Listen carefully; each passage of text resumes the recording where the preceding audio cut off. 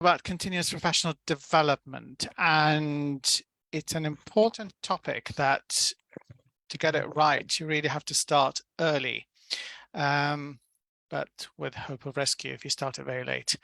So hopefully by the end, you'll have an idea about CPD CME, how to recognize learning needs, planning annual CPDs, and developing team CPDs, which is as important as developing a person CPD. First of all, I'm going to go through definitions. So the definition of CPD encompasses a range of domains that are not necessarily medical. And as you can see from here, there are a lot of other domains aside from medical knowledge and medical skills, including leadership, management, how to deal with ethical issues, social skills, personal skills, of which the definition of CME doesn't really cover it. It's very medical, has a narrow focus around medical skills and medical knowledge, and there's nothing wrong with that. But you need to be mindful of which definition you're using to get your plan right from the start. Now, a lot of institutions, a lot of people use these definitions interchangeably, and we need to be aware of that. Obviously, it's best to use CPD, and that's what I'm going to focus on in this talk. So for professional development to succeed, it needs to be an integral part of your practice. Otherwise, it's just an isolated activity and has no use, no purpose. It's an effort with no outcome, of no value. Equally, it has to be based on needs. An action or an effort really has to be based on something. Otherwise, it has no real outcomes. So it's clearly important to establish that again from the beginning.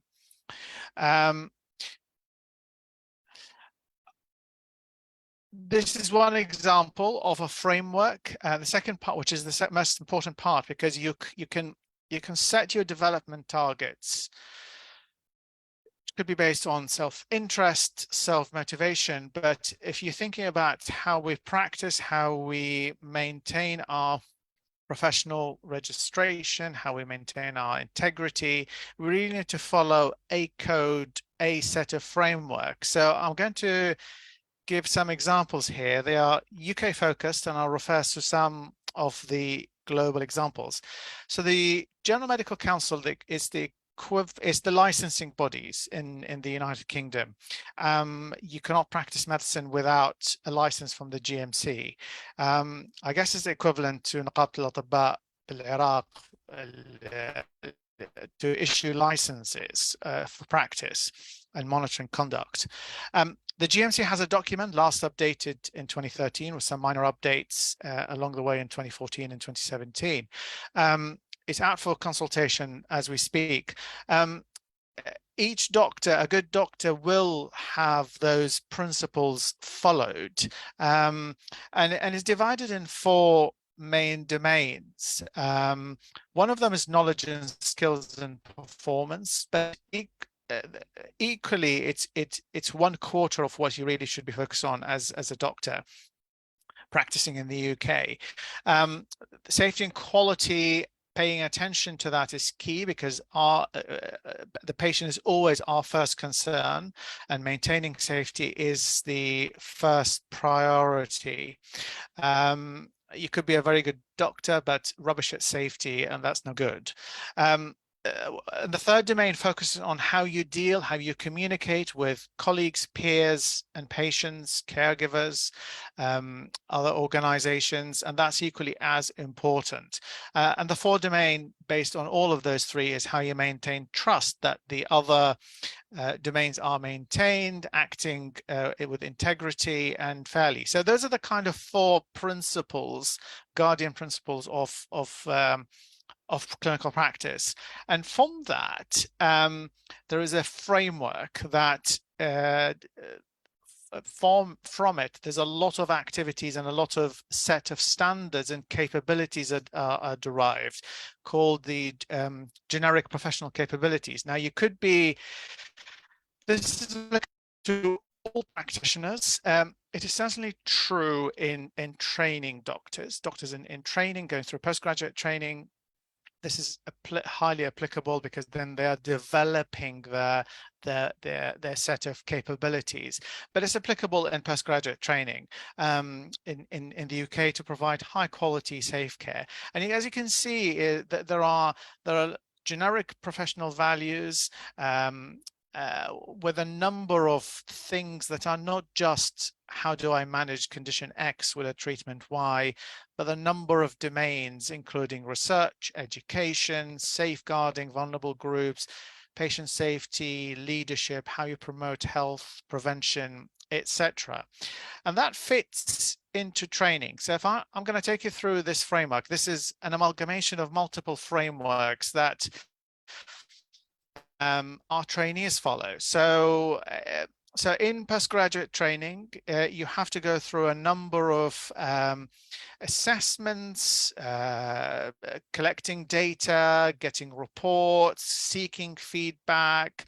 And as you can see here, CPD at layer 1, which is the raw data layer, is one component, which is, have you been to meeting this? Have you learned to do this? Can you do that? Have you read about that? There are a whole host of other set of evidence, which is in layer 1. That feeds into how you develop your competencies of managing heart failure, managing preventing diabetes, speaking to patients in distress. And these develop into capabilities in practice, which has recently been introduced in the new curriculum, the postgraduate curricula applicable from August 2022. The equivalent of that in the United States and Canada is called them the EPAs, entrustable professional activities, how much people trust you to do these things. And as that layer and as that tree, you go up the tree, you feed into the GPCs, or generic professional capabilities, which I showed the picture of in the last slides. And from that, if you achieved everything in a training program, you'll get your CCT, which is a certificate of completion of training. You enter the specialist register and you can practice as a consultant. Now, when you become a consultant, you're still using a lot of those raw data that I showed you, but they become different. So instead of passing exams, you have to maintain your practice, you have to engage in activities to promote patient safety, for example, engage in quality improvement, meetings to resolve complaints, improving clinical practice, delivering high quality care, and they all feed into those GPCs. And we go through it every year. So every year we sit down with an appraiser. That could be your clinical lead, or it could be someone within your department or outside your department, and you go through those 9 domains. You go through, feed into those 4 domains. You are on the specialist register. You're not out of it, and then every 5 years, subject to a successful appraisal, for the 5 years, you get revalidated, that the GMC says you're good, you're fine, we can continue to issue you the license. Now, as you can see here, the CPD, or going to meetings and attending things, is one part of that, but it's a whole process, and it has to feed into that framework to be able to maintain your practice. Now, for students, for undergraduate training, the framework here is more or less the same, but the bottom layers are different. There's more emphasis on how you learn, how you acquire your knowledge, skills, and behaviors in a different way, in a more basic way, and equip you with that learning capabilities in order to build on that when you finish training and gain your registration or your license to practice. And it all becomes part of your training until you retire. And how do you plan your CPD? Now, that is, as I said, you have to start where you are. So You need to identify your personal needs, your patient needs. We'll go through an example, for example, in there within your practice. And then that feeds into a learning and development plan, which, as I said, could be agreed as part of your appraisal every year. And if you don't have that process, I highly encourage you to think about it, develop it, write it somewhere, because if you're not curious, if you don't employ inquiry, then it's really difficult to learn. Learning it's not a comfortable thing. We feel comfortable where we are, we feel comfortable with what we've learned, but trying to learn something you don't know or alien to you, that you feel uncomfortable. So you need to be curious. You need to employ inquiry into how you project your learning. And that generates something that, oops. So you're in the center. The patient, always keep the patient in the center and the clinical need. And then you develop your, each team member will start to develop. So you could be, let's say, number one, and then you take that need from the patient, the clinical need, where you work, and then you develop that. And I'll come to how you develop the team, but that's kind of the framework. So as an example, so you're a consultant with a special interest in diabetes and endocrinology. So you do regular clinics in diabetes, you do internal medicine at the hospital, you do acute on calls, and then part of your work, you have something that come to your attention. You've spotted a pattern of hypoglycemia in patients who are receiving treatment for hyperkalemia. The standard treatment, one of them is short-acting insulin, 10 units or something like that, depending on the protocol, and a glucose 10%. And then when you you go, well, what's going on here? There's too many of these people having those incidents. Then you notice that, for example, the glucose is not administered with a protocol as per the protocol. And you go, well, why not? And then that leads you to a lot of those questions. Why not? How can I develop that? But then you identify some learning needs and you go, well, I haven't seen the protocol for a long time because that's not my area of practice. I don't see it every day. So, and then you start to think, okay, well, what do I need to do? How do I collaborate with colleagues to try and prevent this? This is a serious problem. It leads to harm. So you start to learn things like, well, you learn that in your training, but then you may need a refresher about root cause analysis, where you start to draw diagrams about processes, where the problems are. You start to refresh your knowledge about quality improvement. Is there something different? Has the methodologies changed since I last used them? Bit of implementation science when you're trying to think about solutions. But also there's a lot about leadership and how you're leading that development, the change.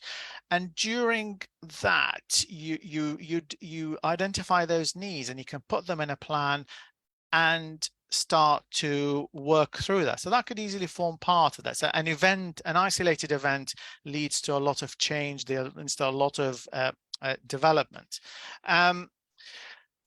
How do you record it and what does that involve? What does CPD involve? This is a CPD diary from the RCP. So if you're a member of the RCP, you'll get the CPD diary for free. And we use that every year to record our CPDs. And as you can see here, at the top, you have the bar, which is the year, and then you have how many you accrued. These are hours per year, and there are certain limits. So for example, you have to pass the threshold of 50 hours per year in order for you to be accredited, and they allow you to practice and forms part of your appraisal. But there are certain limits of what you can and can't. So for example, you can't just put 50 hours of self-reading and that's it. You have to get them from an external source. You have to get them from an internal event. Self-study forms part of that, but it's so it's important to vary this, and these are automatically generated. Now, when you write all these entries, now the RCP have just developed an app, so you can actually record it live as you enter the event or do those events. It's important to write a reflection because yes, you go to this conference, you get to go to this meeting, but actually it's important to know what have you learned. You know, I could deliver a whole talk to you now about diabetes and how you manage it, but really it's what you've learned and how you're going to take that forward into your clinical care. and that's the real lesson from CPD. Another example, this is from South Africa, of how they record their CPDs and how they define the quality of the CPD, depending on the outcome. So does it have a clear outcome? Is it a single event? Is it a formal program? Is it not? Each country has its own way of recording things. This is from a good document by the GMC. They collated all the CPD activities in 2011 using a systematic approach. And as you can see, there in a lot of the countries, CPD is mandatory for licensing and for medical practice. In some countries, it's voluntary. They have other frameworks that they use to maintain their licenses. In some countries, if you don't do it, you get knocked off the register, which is interesting.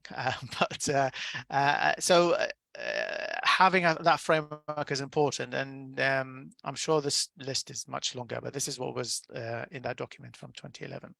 Now, when you come to set up your learning needs, it's very easy to say, well, let's go, for example, for the last one where you had hypoglycemia and hyperkalemia. You go, well, I want to learn everything about hypoglycemia. Fine, bit specific. Hypoglycemia, I know people who spent all their lives researching and learning about hypoglycemia. So you really need to think about, well, hypoglycemia in this situation. So hypoglycemia and hyperkalemia. Now, how are you going to measure you've learned this?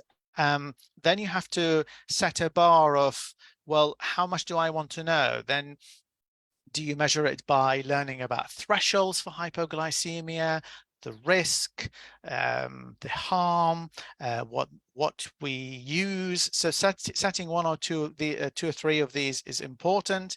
Now, can you achieve it? Well, if you say I want to learn everything about hypoglycemia, you'll take a lifetime learning about it because it never ends. And there are a whole host of debate about thresholds of hypoglycemia, for example. And be realistic and make it relevant. You can't say I'll do everything. It's because it's impossible. And set a time. So, for example, that was a real project that we went through, and there's a real event, and we set an objective that we want to improve hypoglycemia management as part of a quality improvement project within a few months, and we set 3 months to do this as one chunk, and one of our trainees worked on this, and I remember supervising her to do this. So it became part of a project that all of us learned and propelled it forward. So remember, smart is key. Being smart is key here, and less is more. We always want to achieve big things, but sometimes having that big aspiration and divide it into small chunks. So from a personal perspective, I learned this going through consultant interviews and talking to people. Really, sometimes you have to think about, well, how do I develop as a person? And learning about CPD as opposed to CME, you develop yourself as a whole rather than a single domain. So thinking about yourself in clinical, academic, leadership, and personal domains help you develop that overall persona and how you deal with things. So there's some themes that I've chosen in there. So in the year, you want to learn, they're broad themes, but then when you come to develop the personal development plan, you write them very specifically. But if you want to have a broader aspect of what you really want to focus on this year, or in this however period you want to choose, then choose something, divide it into domains, and then develop it. And don't forget yourself and your work-life balance, because that's very important. Now,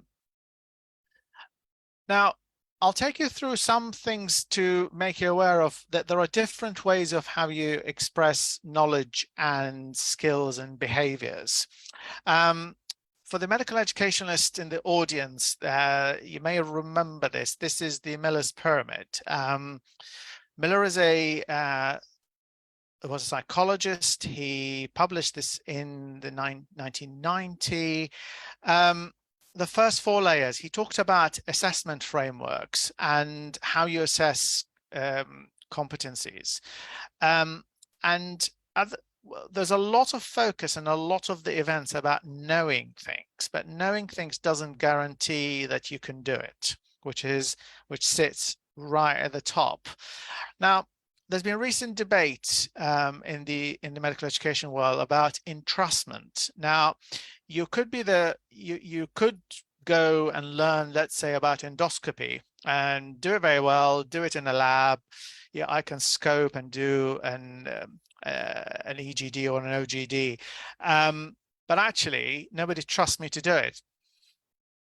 So where do you put entrustment in the era of capabilities in practice or entrustable professional activities? Now, that's for trainees, but in clinical practice, when you're learning skills, entrustment becomes important as well, because you may be familiar with something, you may be familiar with new equipment, an older equipment, but when things change, you really need to think about entrustment as well as doing the thing. Now, for trainees, we use those assessments. So knowing there's a lot about how when you attend events, self-learning. This is the exam, the special specific exams for postgraduate training. You can learn knowing how to do things by things like case presentations, presenting your papers and conferences, etc. Showing how in simulations, sim labs, role playing. If you're doing, for example, simulation where you take the role of someone else. So if you are a doctor, you take the role of the nurse, and vice versa. Or you take the role of the patient and see how the patients view their care and how they navigate their care.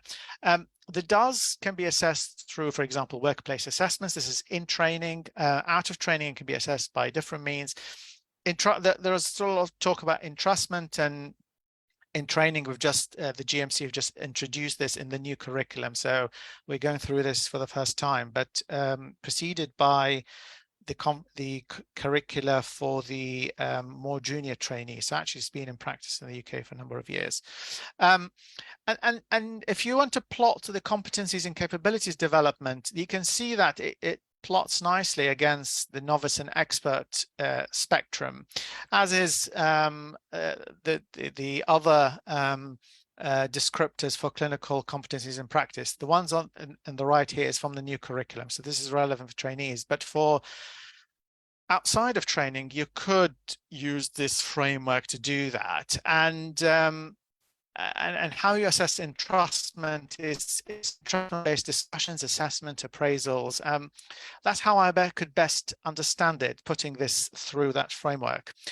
Now, when it comes to self-directed learning, we sometimes are forced to learn because of something, or sometimes we really want to know and employ, use our curiosity and inquiry, which is one of the best forms of learning. Now, as you can see here on the left, sorry, there are factors that are most effective self-directed learning outcomes. We're all social beings, so social interaction is key. So when you learn, for example, if you go to a course to learn about teaching methods, the best thing to do is you involve others. You learn about 5 to 10% from a lecture. I hope you learn more. But if you interact, do that skill, you learn 60 to 70%. If you teach that skill, you learn much more, closer to 80 to 90%. And there are a number of things that will favor most effective outcomes from self-directed learning. Learning to solve problems, point of care, how you address the objectives or the learning outcomes, so you're working towards something. Reflection is key, and it's really difficult at times, but you have to sit down, take time, use a framework for reflection, and then put it through. We always do it automatically. Now, some people debate about the role of technology in education. I think there is a role, but it has to be in the right place in order to learn the best. Now, least effective ways to learn things, if you keep going on about the same content, as I said at the beginning, you really have to push yourself outside of your comfort zone. If you keep doing the same thing you do, hoping that things will get better, it's not going to get better. So look for new things, keep yourself familiar with your content, and how you do the assessments. If assessments are not really well designed, to assess the things you're really learning, it's a waste of time. So designing assessments is one of the key things for program successes and event successes as well. If you're doing things just for the sake of it or just to please somebody, again, you're not going to get much out of it. There's something about age of learners. I'm not sure about that. I quoted this from a book. So maybe the younger you are, the better. And قلت النقش على الحجر النقش في الصغر يبقى بالدماغ. And unguided self-assessments and self-learning, you really have to be guided by something. Yeah, unstructured reflections or feedback. Now, you could do that and keep it all in your head and keep going. It's probably best to write it somewhere, use a way to record it. Having a portfolio would make something. Now, the portfolio doesn't have to be something very complicated. You could use slides from PowerPoints, Word documents. If you're in training and some training programs, you get offered a portfolio to record your learnings, and then you can use that to demonstrate it. Having a CPD diary is a form of a portfolio where you can record things, record your portfolio. And it's important to have that, to record your assessments, your learnings, your personal development plan to achieve your objectives. I talked about reflection. This is adapted from the Kolb cycle of learning, which starts with the observations, thinking about what happened, learning what you want to do, doing the thing, and then reflecting back, and it becomes a concrete either learning or reflection, and then you take it forward. And it becomes a learning spiral.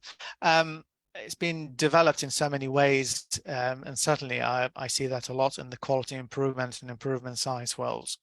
Now, we talked a lot about the people, talked about you as a person, but what about your peers, your colleagues, your team? It's important to think about that because we're all a social network and social beings. Now, one way to think about it, there are a number of ways to do this. There are a number of events, for example, that you can get involved in, networks. The events that the RCP Iraq network offer is a perfect events to interact, to learn from others, to present your findings, to learn and keep it forward and form that community of practice, which I'll come to in a second. Journal clubs is one way of looking at this. It's a gathering of individuals who want to discuss certain things.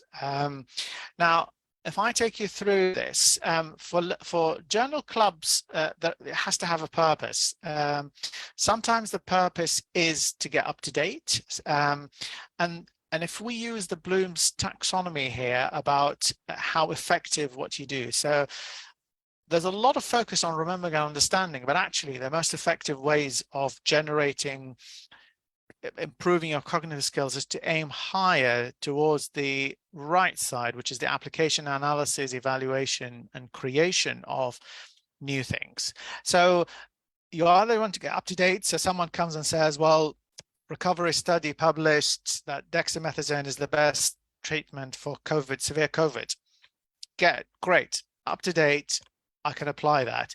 But then you really have to come out, well, really need to criticize and do a critical appraisal of what's been published. And that triggers a lot more cognitive skills that makes you, keeps the learning, sticks the learning in your head, and that improves how you apply it. Now, you may not be in a situation to create new knowledge, but if you could, that's the best thing. So for example, in a journal club, if you have 3 or 4 papers for the purpose of creating your new protocol of managing condition X, that is a very important discussion and involves a lot of people that inform the creation of a new thing. Sometimes you want to, that's one way of doing it. For example, you want to create new things. You could get together, no prep, and brainstorm and think about ideas of how you want to do things. So it depends what the objective of what you're trying to do. And you can have a look at this. The duration roughly for any journal club is about 60 minutes. can't be longer because you get tired. And it's important to follow up afterwards with sharing the articles, sharing the learning. You could do it in many ways. Some people at the end, some people do it on social media, some people record it as a single visualization from the day, keep a record of it and share it across the team. So it's very important. Doing these sort of events, doing workshops, just isolated workshops to communities of practice. Now, I talked about that earlier. Communities of practice are a collection of individuals who have a common purpose. So the RCP network, for example, the Iraq network is a community of practice with multiple purposes. You have the medical education, you have the research group, you have the clinical and improvement, and each one of them has a purpose, and they bring people with different interests, with interest in the same field, but with different perspectives to try and improve things. Now, there are different ways of doing this. There are formal and there are informal ways. And as you can see from here, when you're trying to design your activities, design the way to engage with your communities of practice, perhaps it's important to choose multiple methods rather than focusing on one to improve the interactions and improve the learning. However you want to think about it, make sure you have an aim and an objective. Now, a lot's been said about social media, and medical education is not an isolated island without interacting with social media. In fact, there's quite a lot of medical education on social media. In terms of hashtags to follow, people to follow. But I just draw your attention to this nice, again, I go back to Bloom's taxonomy about how that I showed you earlier. You could be just a consumer who just follows what it is, which is fine. But really, if you're aiming to, if you want to learn, and as it goes back to what I said earlier about how you learning by doing, learning by engaging with others in conversations, open up new avenues. And there are a number of, almost all the medical education journals, for example, the health profession education journals have Twitter handles, and they publish their articles there. There are a number of courses that sometimes run online. There are a number of chats that run online in medical education. And there are sometimes courses running live in person and people tweeting from those courses that share the knowledge, and then you have those sort of interactions. So look out for these. And if you look on the academic medicine, for example, medical education, clinical teacher, medical teacher, these are all well-known journals in medical education. And then they lead you to people who tweet and engage in conversations. Really interesting. I picked up quite a lot from following those tweets. Now, the aim of your continuous professional development is to improve quality of time, improve your quality over time. This is an example from one of our projects in quality improvement, where we looked at hyperkalemia treatment, which I brought earlier.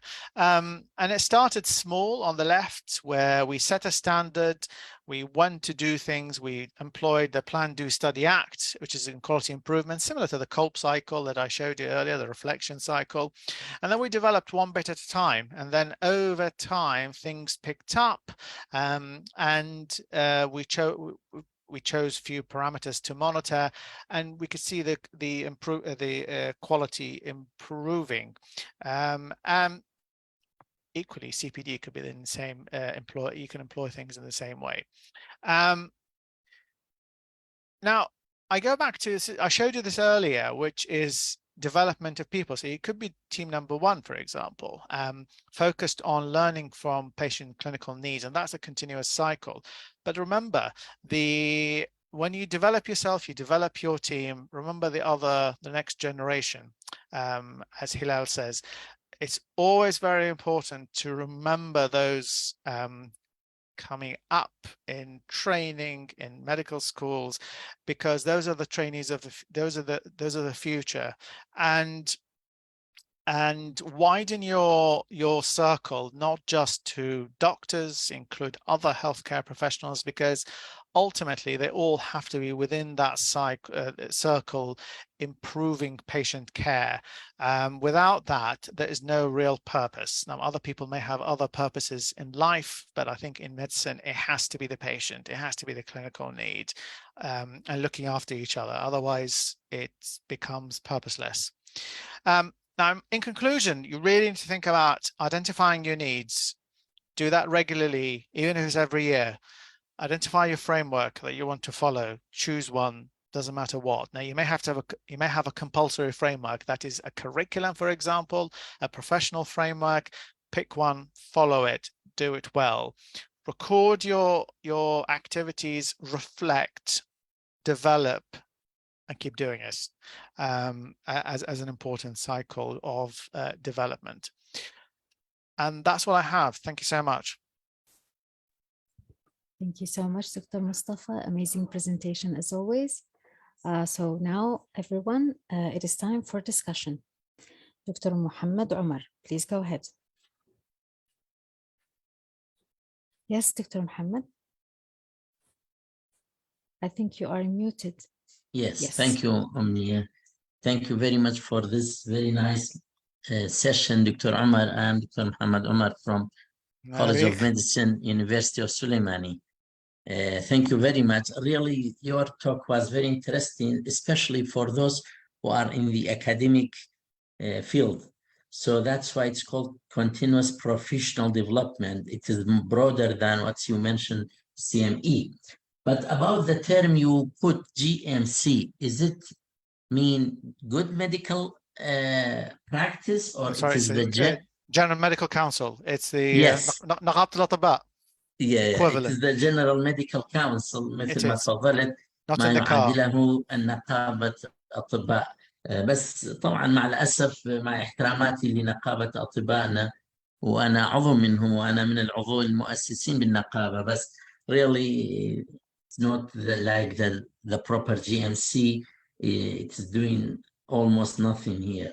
The other point regarding the like to give you a short feedback about the continuous professional development in our area. I am talking about the universities in Kurdistan, Suleimani, Hawler, and Duhok.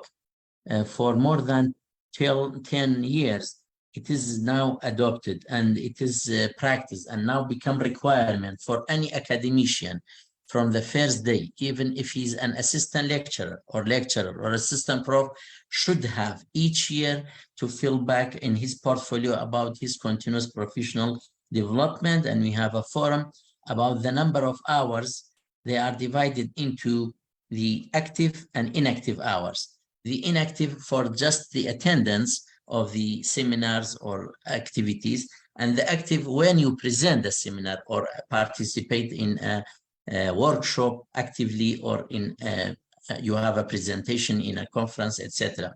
It is really initially was resisted by many academicians in the university initially, and I have to mention that Dr. Dlawar Alauddin, who was at that time Minister of Higher Education, he's initially from the Nottingham University. He's Professor of Microbiology in UK at that time. Really, he introduced this into the universities in Kurdistan, and it was a very interesting task. And since that time, many clinicians and professionals, the academician, including me, I like it. And some people do it in interest, but some are not, because it has now become a requirement. As you mentioned in the evaluation of the profession in UK, that you have to have revalidation, appraisal, etc. It is as like that. So no one can promote from in the university who has not a proper minimum requirement of the CPD. That's why most of the doctors يعني حتى يكون أوضح يعني ماكو أستاذ يترقى من أي مرتبة إلى مرتبة ثانية إذا ما عنده proper يعني المينيمم. وطبعا الساعات محددة التايمز الأورز required according to the level. يعني مثلا الأستاذ اللي برتبة مدرس lecturer المطلوب منه أقل من أنه يكون assistant prof أو professor etc. فأكو يعني ساعات محددة according to the level, and even for the postgraduate trainees also they have to have the CPD. And I think this is a good point that makes the academician at least throughout the year to have some seminar actively present or to attend the conferences or workshops, etc. Thank you very much, and I really enjoyed your presentation. Just one point regarding the journal club. In my career as gastroenterologist, we have weekly journal club, and we are reviewing the update journals, whether from Nature or BMJ or Lancet, etc., for our postgraduate. But I think 1 hour is a bit too long for the journal club. Usually, we make it half an hour. One of the postgraduate student prepare it, make it PowerPoints, and then the attendee will ask and discuss the update in that point. Thank you very much again. Shukran jazeelan. Thank you so much. We have Dr. Hilal. Dr. Hilal, please go ahead. Thank you.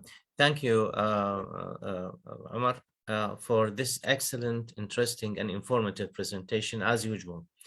I have 2 points. The first one is that there are many terminology in medical education that are we think they are very important for the career development of any doctor. What was about implementing these terminology in the undergraduate curriculum, like the CPD? This is a way of thinking, a way of need assessment, a way of realizing that the patient is the center part of the whole story. And therefore, we have to develop ourselves and our colleagues, as you stated very nicely. It is not the story of developing myself only. I have to help in developing my team or the team I am working in as well, which is very important philosophy to look for that issue. What about putting these things, likewise the medical leadership, the CPD, in the undergraduate curriculum? This is first point. The second point is that, according to your talk about the age and the learning, يعني احنا تعتبرنا الآن out of learning age شلون نبطل يعني. That's always quoted. I'm not convinced.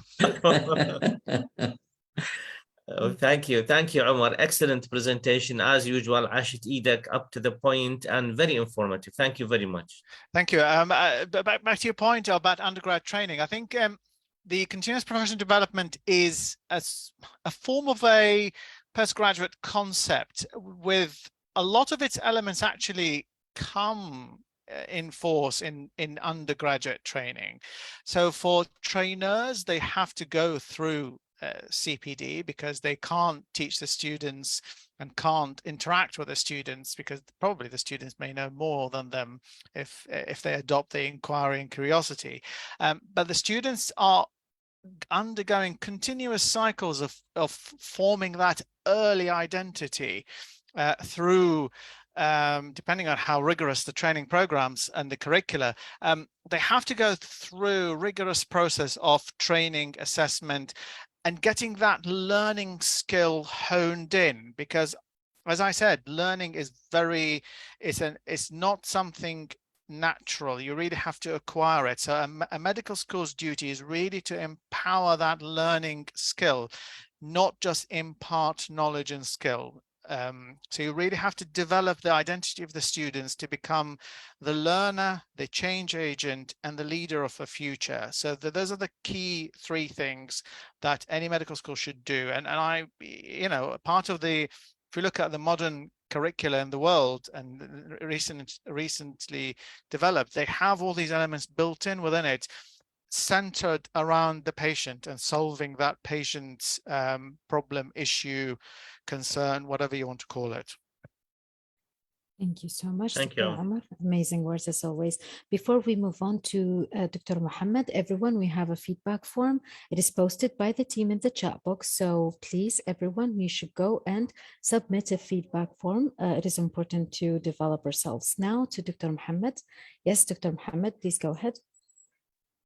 Thank you very much, Dr. Omar, for the nice presentations. I hope we get the lectures to study it again. May I answer Dr. Hilal about CPD in undergraduate, if you can allow me, Dr. Omar. And our curriculum at Kufa Medical College, we have what is called PPDP. PPDP stands for Personal and Professional Development Program. And for that, we ask students from the first year to the 6th year to reflect after formative assessment, after summative assessment, after many events and clinical and lab and anywhere, to reflect on themselves, where there's a strength, where their weaknesses. Then when they able to find their learning need, they have to plan for a personal development plan. They put their objectives, education strategies, criteria for achieving improvement. Then there is agreement with the supervisor, with their mentor. And this I think this is the cornerstone, because we are asked them yearly to show us their reflections, and there's a personal development plan. And I think this is, they teach them very well how to practice CPD after graduation. Thank you very much. Very important. Thank you. Good to hear. Thank you so much. Next, we have Dr. Faiz. Please go ahead, Doctor. Shukran, Dr. Omar, for the wonderful, comprehensive, yet in-depth review and personal insight. I have a question, and that probably would be very helpful to discuss with the group here about promoting education and learning about medical education for the people who are using and are practicing medical education in Iraq. What, from your experience and exposure, what the institutions in the UK, the dean's offices or the university leaderships do to promote their educators to kind of learn more or invest more time and effort and money to improve their educational skills? Is there any certain requirements, a yearly follow-up, a limit for a portfolio, an incentive to learn? Because that's what I think would be something helpful to institute and as much as you can in the universities back in Iraq. Thank you. Sure. There are two elements. There is the compulsory and there is the voluntary. So the compulsory, as I said, you have a compulsory limit of what you do. So if, for example, if you're certified in a specialty, let's say I'm certified in endocrinology and I'm certified in general medicine, then I have a duty to maintain my knowledge, skills, and behaviors in those elements every year. And I have an annual appraisal to demonstrate that.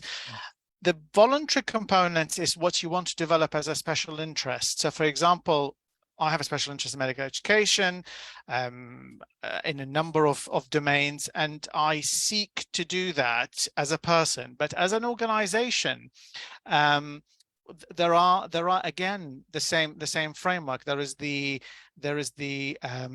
compulsory element. So, for example, I input into the medical education activities within the hospital, and we have compulsory activities that we have to do mandated by Health Education England. So, for example, we deliver simulation sessions, etc., etc. In order to do that, we have to develop our team in order to develop them to deliver these things. They are the desirable things to develop. So, for example, we have our list of things, of simulation courses that we have to deliver, but there are sometimes courses that we develop in-house based on a need, and that those sort of prototypes, pilot projects, we need certain skills to learn. So we have a study budget that we can apply for, and we go to conferences, we go to courses, and then come back and develop that prototype. And then with time, with success, if whoever funds it likes it, then it could potentially become part of the curriculum if it delivers value. So you really need to the development, for example, of medical education needs to find a purpose, but also interest and curiosity to develop new things that can potentially be one day become compulsory.